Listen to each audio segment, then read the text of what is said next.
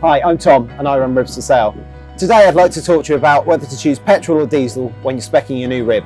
So when you're speccing your new rib, one thing you might consider is a diesel engine. But bear in mind, the engine's probably going to cost you twice as much.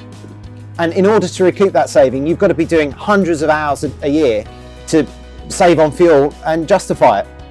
There's also less choice when you go with a diesel rib. And also your maintenance costs are far higher than an outboard. Modern outboards are reliable, they're more fuel efficient than they've ever been, and they deliver fantastic performance.